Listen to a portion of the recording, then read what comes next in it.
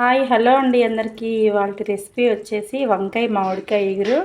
మనకి వ్రతాలలో పూజలలో టెంపుల్లో ఎక్కువగా ఈ రెసిపీ అయితే పెడుతూ ఉంటారు కదా. వంకాయలో మామిడికాయ వేసి చేసే ఇగురు అనమాట.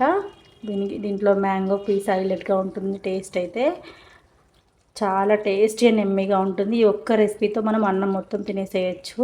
రెసిపీ మీకు నచ్చినట్లయితే తప్పకుండా సబ్స్క్రైబ్ చేయండి ఛానల్ని.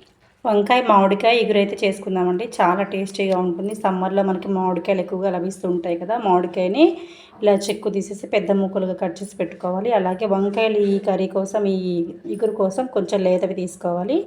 అప్పుడు తొందరగా మగ్గిపోతుంది. అలాగే టమాటో, ఉల్లిపాయ, కరివేపాకు ఒక ప్యాన్ పెట్టేసుకొని 3 టేబుల్ స్పూన్ ఆయిల్ అయితే యాడ్ చేశాను. ఇందులో ఆవాలు, జీలకర్ర, శనగపప్పు అయితే యాడ్ చేసి చక్కగా ఫ్రై చేసుకున్నాము. ఆనియన్స్ అయితే యాడ్ చేద్దాము. అలాగే కరివేపాకు కూడా యాడ్ చేద్దాం. కొద్దిసేపు మగ్గించుకున్నాం. కొన్ని కర్రీస్ చాలా సింపుల్గా ఉన్న గొప్పగా రుచిగా ఉంటాయి. అందులో వంకాయ కర్రీ ఫస్ట్ ప్లేస్లో ఉంటుంది. అంత బాగుంటుంది కర్రీ అయితే. ఒక 2 ముద్దల అన్నం ఎక్కువగానే తింటారు. చాలా టేస్టీగా ఉంటుంది. బెస్ట్ కాంబినేషన్ ఇది. చాలా బాగుంటుంది. తప్పకుండా ట్రై చేయండి. ఈ విధంగా మనకి ఫ్రై అవుతున్నప్పుడే 1 టేబుల్ స్పూన్ పసుపు అయితే యాడ్ చేసుకున్నాము. పసుపు యాడ్ చేసి తాలింపంతా ఒకసారి ఇలా కలిపేసుకుందాం. ఇప్పుడు మనం ముందుగానే ఉప్పు నీళ్ళలో వేసుకున్నాం కదా కట్ చేసి వంకాయలు, అవి ఇలా వేసుకుందాము. తాలింపులో కొంచెం లేత వంకాయలు తీసుకోవాలి తప్పకుండా ఈ కర్రీకి. అప్పుడే టేస్ట్ కూడా బాగుంటుంది. ఈ విధంగా చక్కగా వంకాయలన్నీ యాడ్ చేసుకున్నాము. యాడ్ చేసి ఒకసారి విధంగా కలిపేస్తున్నాం. ఇలా వేసాక ఒక 2 మినిట్స్ మూత పెట్టి కుక్ చేసుకున్నాం. వంకాయ ఎంతవరకు కుక్ అయిపోయిందో చూడండి, చక్కగా మగ్గుతుంది. ఇప్పుడు ఈ టైంలోనే 1 టేబుల్ స్పూన్ సాల్ట్ అయితే యాడ్ చేస్తున్నాను. మీ టేస్ట్ సరిపడా మీరు యాడ్ చేసుకోండి. ఈ విధంగా యాడ్ చేసి సాల్ట్ కూడా మంచిగా కలిసే విధంగా చక్కగా కలిపేసి మూత పెట్టుకొని కుక్ చేసుకుందాం. మనకి వంకాయ ఇలా మగ్గుతున్నప్పుడే కట్ చేసుకున్న టమాటా పీసెస్ కూడా యాడ్ చేద్దాము. 1 టమాటా సరిపోతుంది. మనం మామిడికాయ వేస్తాం కాబట్టి ఆ పులుపు చక్కగా సరిపోతుంది. ఒక్క టమాటా వేసుకుంటే మనకి కరెక్ట్గా సరిపోతుంది అన్నమాట. వంకాయ మనకి చక్కగా కుక్ అయిపోయింది. ఇప్పుడు మనం టేస్ట్ సరిపడా కారం అయితే యాడ్ చేద్దాము. మామిడికాయ వేస్తాం కాబట్టి కొంచెం పులుపు ఉంటుంది కదా, కొద్దిగా కారం అయితే ఎక్కువగానే పడుతుంది. నేనైతే 2 టేబుల్ స్పూన్ యాడ్ చేశాను.